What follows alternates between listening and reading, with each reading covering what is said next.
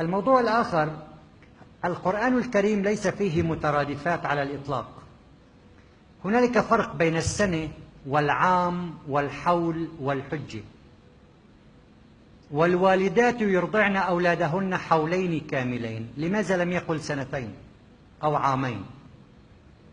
موضوع نوم أهل الكهف ولبثوا في كهفهم 300 سنين، لو قال أعوام كان خلل رهيب في منطق القرآن الكريم. فعلا لو كان من عند غير الله لوجدوا فيه اختلافا كثيرا. ربما المؤلف عنده السنة مثل العام مثل الحول مثل الحجة. شعيب يقول لموسى عليهما السلام: إني أريد أن أنكحك إحدى ابنتي هاتين على أن تأجرني 8 حجج. لماذا لم يقل له 8 أعوام أو 8 سنين؟ الموضوع لكي لا نطيل الشرح الفيزيائي نعطي الفكرة اللغوية فقط. إذا يمر على الإنسان 12 شهرا في المعاناة والشدة فهذه سنة. ولقد أخذنا آل فرعون بالسنين ونقص الثمرات. يوسف عليه السلام يقول: تزرعون 7 سنين دأبا وليس أعوام. موسى عليه السلام لم يكن ضيفا كريما في مدين، كان راعي غنم في البادية. قال الله يخاطبه يقول: ولبست سنين في أهل مدين. إذا مر على الإنسان 12 شهرا وهو في راحة فهذا عام.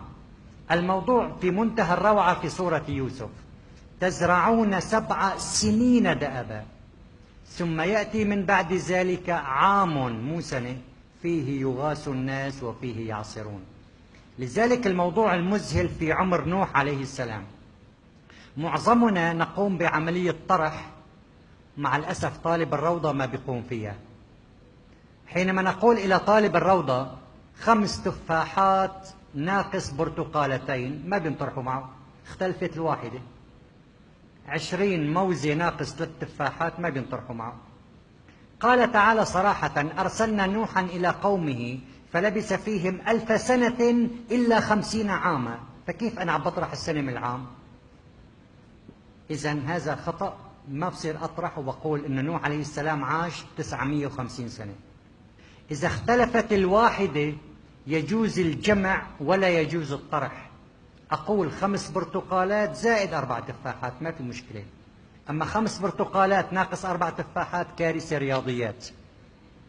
لذلك نوح عليه السلام يوثق القرآن الكريم لأول مرة بشكل مذهل للغاية أن نوح عليه السلام عانى فعليا 1000 سنة، فلبث فيهم 1000 سنة ما بتنقص ولا يوم.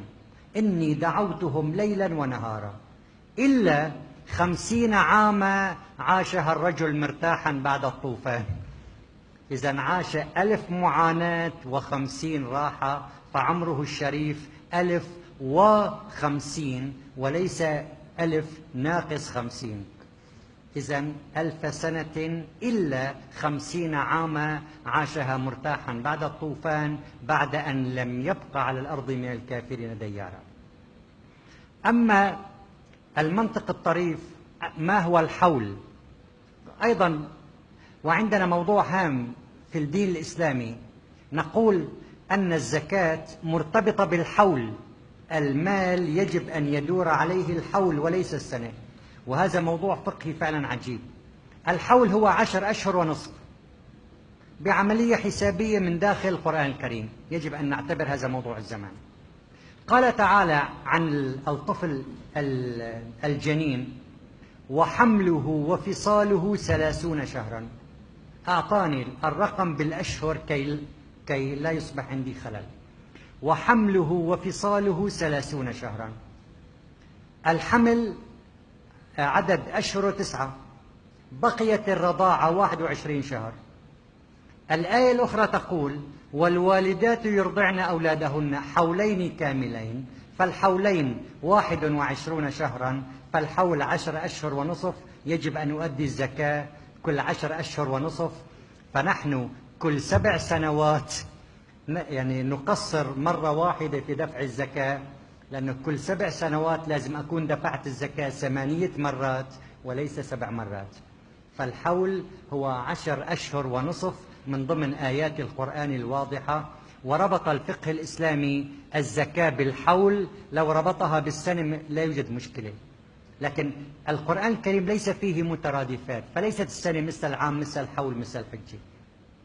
أما شعيب حينما قال إلى موسى عليه السلام على أن تأجرني 8 حجج، فالحجة هي الموسم، لذلك نقول موسم الحج وذي الحجة. شعيب يوضح إلى موسى عليه السلام مثلا حتى يلد الغنم 8 مرات، ربما الغنم يولد مرتين في السنة، إذا ما ربط لا بالسنة ولا بالعام. إذا هناك فرق بين السنة وبين العام وبين الحول وبين الحجة. القرآن الكريم لوحده فقط وضع هذا التمييز، ليس عندنا لا في الحسابات الفلكية ولا في كذا كل هذا التمييز.